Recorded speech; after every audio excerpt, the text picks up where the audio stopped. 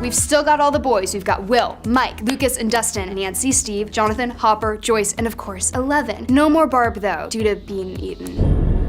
Yikes. And we also meet some new characters, but we'll get to them in a bit. We open on dark Pittsburgh, where a group of masked individuals are fleeing the police and eventually are able to escape because one of the people in the group has special abilities to project images in the police's minds. In this case, a tunnel collapsing and blocking the cops' way.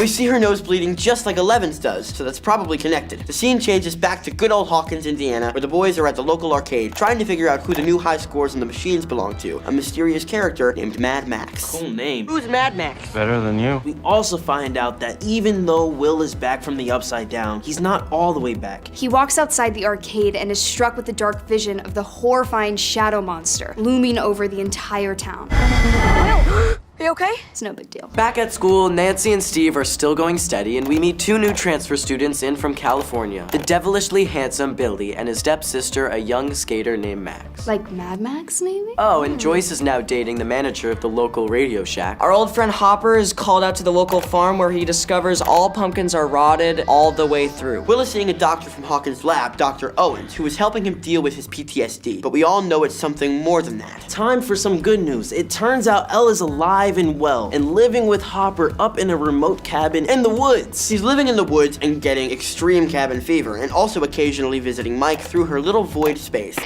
Because government bad guys are really looking hard for her, even a year after her disappearance. While the boys are trying their hardest to make friends with Max, Hopper heads into the woods to explore more of the weird goose stuff that is killing all the pumpkins, and discovers that the problem is seemingly emanating from, Hawkins' lab. Oh, and Nancy and Steve have a huge fight at a Halloween party, and by the end of the night, it seems like she's actually warming up more to Will's older brother, Jonathan. While the boys are out trick-or-treating, Will has another terrifying run-in with the mysterious shadow monster, this time in full view. Gotta tell you, it's pretty scary.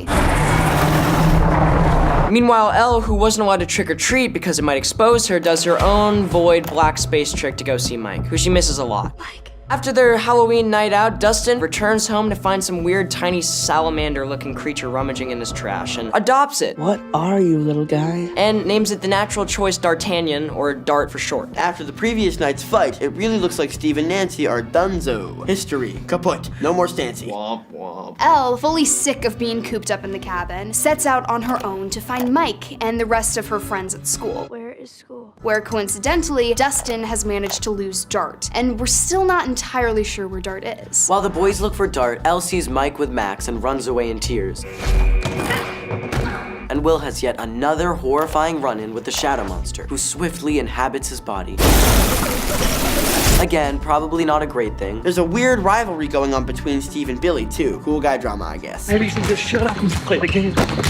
While Joyce and Hopper tried to make sense of these new drawings that Will keeps making of the shadow monster in the upside down world tunnels, Nancy and Jonathan are scooped up by the government agents for asking too many snoopy teenage questions. Let us out of here! But eventually, Dr. Owens decides to show them the portal to the Upside Down, in an attempt to get them to shut the hell up. We understand each other now, don't we? Dustin has been keeping Dart a secret from his friends since he recaptured him, which I'm sure he had a perfectly good reason for, right? But surprise, surprise, It turns out that he's a baby Demogorgon, and he ate Dustin's family cat.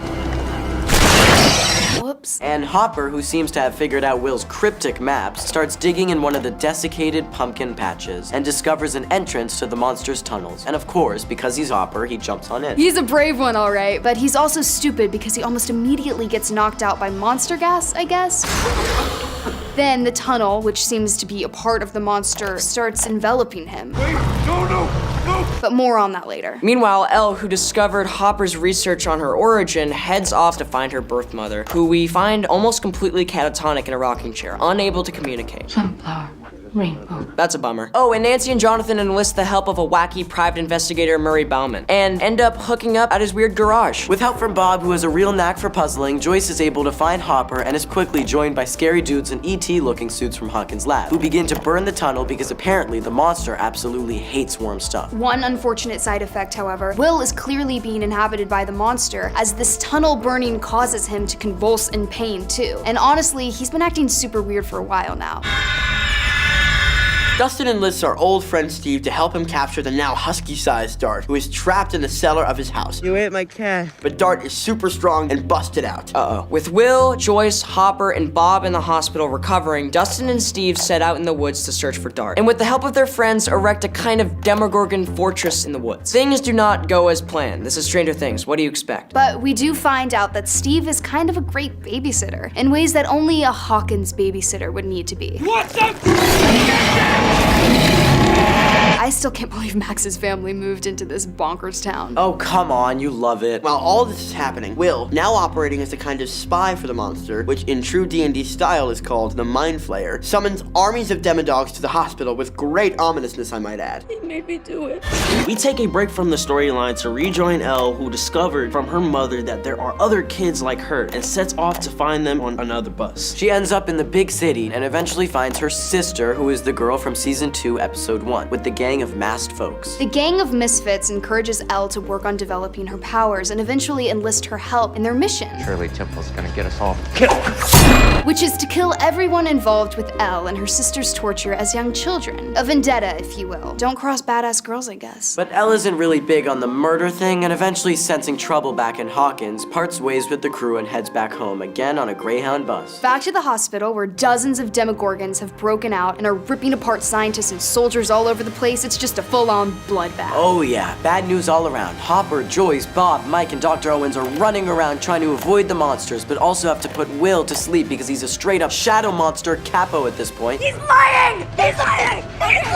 Just when it seems like everyone's screwed, 80s technology genius Bob sneaks past the monster horde to the security room, where he successfully opens up a path to escape for the rest of the crew. Way to go, Bob! Tragically, Bob suffers a hero's fate and gets gruesomely disemboweled by a group of demodogs. You're with Barb now, Bob. The surviving gang escape back to the Byers house, but are eventually set upon by more demodogs. That's not good. They just can't catch a break. But just as they prepare to go down fighting, a limp demodog corpse flies through the window, heralding the return of, you guessed it, 11. As Hopper leaves with Elle, Steve is charged with babysitting the kids, which he is, again, very good at. Does everybody understand that? Babysitter Steve. Mom Steve. Alas, an irate Billy comes by looking for Max, and he and Steve end up in an epic fight. One that is actually ended by Max, who threatens to nail that Billy. Guess that's why they call her Mad Max, huh? Joyce, Jonathan, and Nancy try to exorcise the shadow monster from Will before it completely consumes him, using the only weapon they know hurts him, heat. Meanwhile, Steve and the kids head down to the tunnels to try and burn up the monster with some gasoline. Hard to imagine they'll be able to do what a bunch of soldiers with flamethrowers couldn't, but you've gotta admire their pluck. And of course, no monster could be fully defeated without Elle, who alongside Hopper descends into Hawkins' lab's gate. And as Hopper fires off a machine gun at the demodogs, swarming all around them, Elle uses her powers to fully close the gate beneath Hawkins' lab.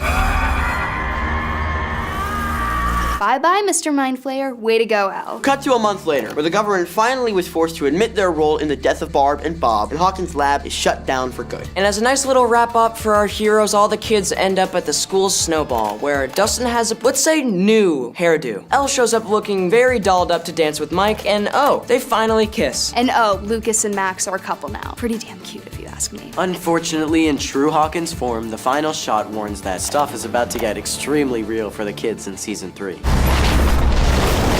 Anywho, now that you're all caught up, you're ready to dive into season 3. That's good.